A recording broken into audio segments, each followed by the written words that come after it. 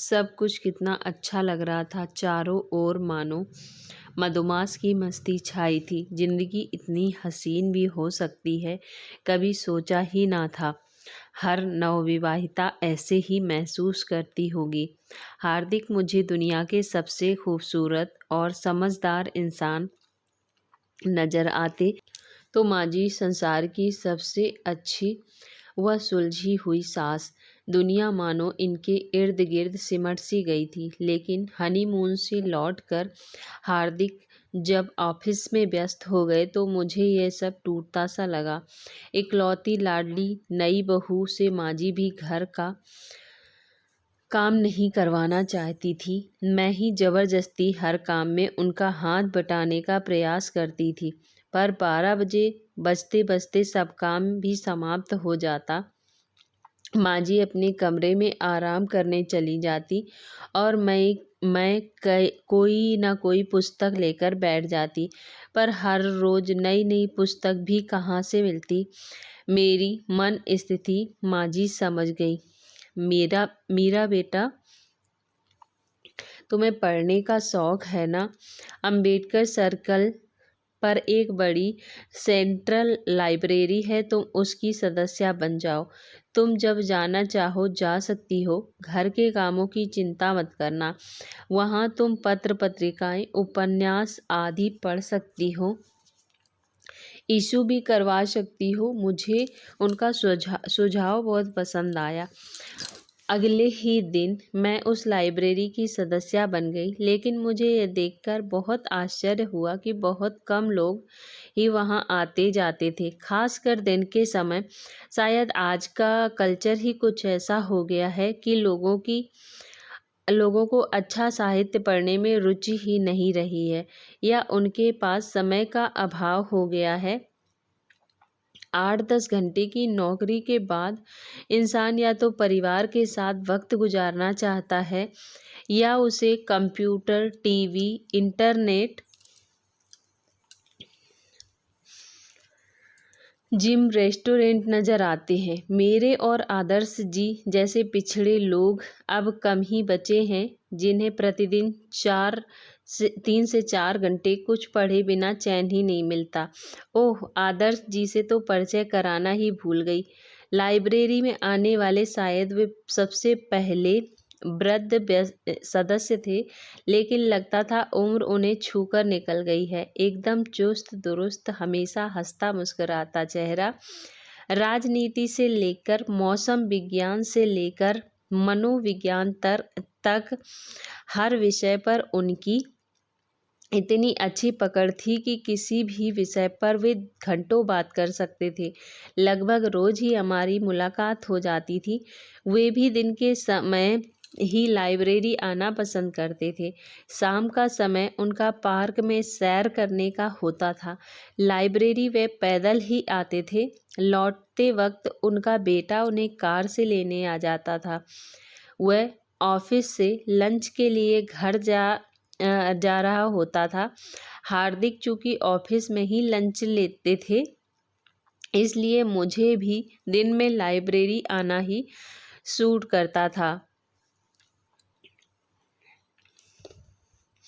शाम को मैं डिनर की तैयारी कर हार्दिक का इंतजार करती थी। फिर माँ जी के सैर से लौटते ही मैं उनके और हार्दिक कहीं घूमने निकल जाते। उस दिन मैं और आदर्श अंकल लगभग साथ ही लाइब्रेरी से बाहर निकले।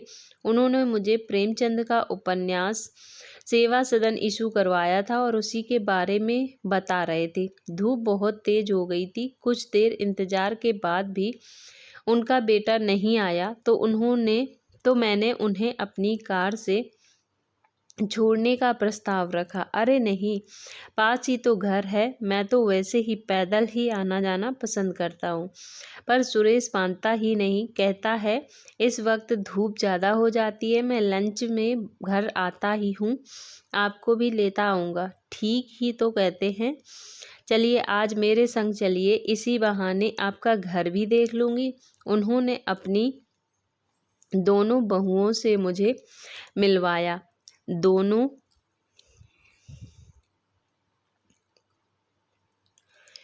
मुझसे उम्र में बड़ी ही थी। वे बड़े प्यार से मुझसे मिली। बड़ा बेटा ऑफिस गया हुआ था और बच्चे स्कूल। हम बातें कर ही रहे थे, तभी सुदेश जी भी आ गए। वे मीटिंग में लेट हो गए थे। उन्होंने कोल्ड ड्रिंक का प्रस्ताव रखा, लेकिन मैं ये कहते हुए उठ खड़ी हुई कि माँ जी इंतज़ार कर रही होंगी। रास्ते में भी उन्हीं सबके बारे में सोचती रही। अपने हंसते खेलते भरे पूरे परिवार में मुझे विधुर आदर्श जी पूर्णतः संतुष्ट नजर आए। मुझे बेटी बेटी कहते उनकी जुबान नहीं थक रही थी। सुरेश जी ने तो कह ही दिया था, पापा के जीवन में एक कमी थी बेटी की, वो भी आपने पूरी कर दी। पुस्तकों के संग मेरा वक्त वाकई बहुत अच्छा गुजर रहा था और इसके लिए मैं माँ जी का दिल से शुक्रगुजार थी। एक दिन मैं लाइब्रेरी की सीढ़ियाँ उतर ही रही थी तो नीचे कार में इंतजार कर रहे आदर्श जी ने मेरी ओर बड़े अंकल शायद कोई किताब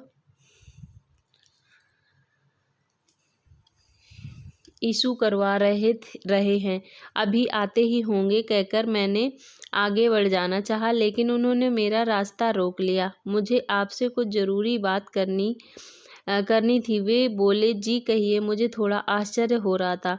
हाँ, यहाँ पापा के साथ कोई महिला भी होती है क्या? महिला? मैं अरे नहीं, आपकी बात नहीं कर रहा। कोई पापा की उम्र की महिला। वे उनके साथ आती। अंकल के मुंह से कभी किसी का जिक्र भी नहीं सुना। समझ में नहीं आता कि इस उम्र में पापा को ये सब क्या सूझी है। मुझे भी तो कैसे। आप प्लीज़ उनसे इस बारे में बात करके देखिए ना। आपको तो वो बेटी की तरह मानते हैं। हाँ, पर मुझसे यह नहीं होगा। प्लीज़ यह काम आप ही कर सकती हैं। हम सभी पर बड़ा एहसान होगा आपका। पापा आ रहे हैं, अब आप जाइए। असमंजस में मैं घर लौट आई। 2 दिन असमंजस में बीत गए। मैं कुछ नहीं पूछ पाई। तीसरे दिन आदर्श जी ने फिर रोक लिया। मैंने असमर्थता जताई तो वह अनुनय विनय करने लगे। ठीक है, मैं कोशिश करती हूँ। अगले दिन मैंने बातों का सिरा पकड़ते हुए पूछा, आपका वक्त तो पोते पोतियों घर परिवार के साथ खूब आराम से गुजर जाता होगा ना अंकल? शाम को क्या करते हैं? शाम को पार्क में मैं सैर करने चला जाता हूँ। बच्चों को झूलते खेलते देखता हूँ। हम उम्र साथी भी मिल जाते हैं। उनके संग बातों में कब समय गुजर जाता है पता ही नहीं चलता। एक हम उम्र महिला तो लगभग रोज ही मिल जाती है। अच्छा, क्या बातें होती हैं उनसे? मैंने उत्सुकता से पूछा। आखिर मैंने सिरा खोज ही निकाला था। मेरी सफलता का उत्साह मेरी आवाज़ में झलक पड़ रहा। अरे, तुम तो ऐसे खुश हो रही हो जैसे हम कोई डेट पर मिलते हैं। हा हा हा। अब कोई प्यार मोहब्बत की बातें तो करते नहीं, बस जनरल बातें होती हैं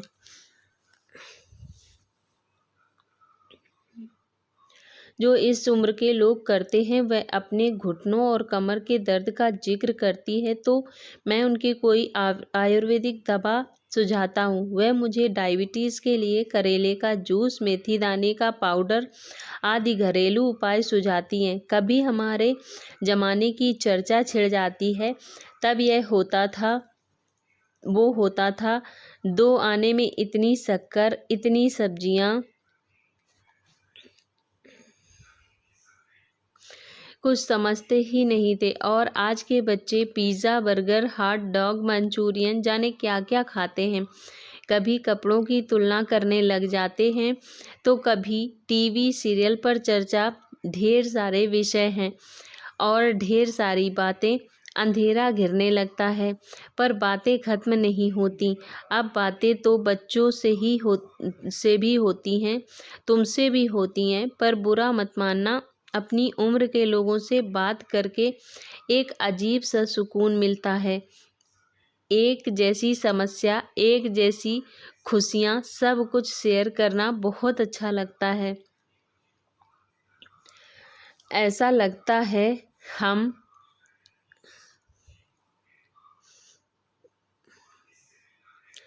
अकेले नहीं हैं। हम एक दूसरे के दर्द को आसानी से समझ सकते हैं। सामने वाले के पास हमारी बातों को सुनने का वक्त है, वह हमें गंभीरता से ले रहा है। इस उम्र में यह एहसास ही खासा सुकून देने वाला है। अंकल थोड़ा भावुक हो गए थे तो मैंने बात समाप्त करनी चाहिए। अच्छा लगा अंकल आपके एहसास आपके साथी के बारे में जानकर। हम बातें करते करते लाइब्रेरी से बाहर आ गए थे। तभी एक कुल्फ़ी वाला आ गया। अंकल ने उससे दो कुल्फ़ियाँ खरीदी। एक मुझे पकड़ाई, दूसरी खुद खाने लगे। एक बार मैंने उन्हें भी ऐसे ही कुल्फ़ी खिलाई थी। फिर अगले दिन उन्होंने मुझे चाट खिलाई। मतलब कल मुझे आपको चाट खिलानी है, मैंने हंसते हुए कहा। तो अंकल भी हंसी में शामिल हुए। कहानी अच्छी लगी हो तो दोस्तों लाइक करें और चैनल को अभी तक सब्सक्राइब ना किया हो तो सब्सक्राइब भी करें।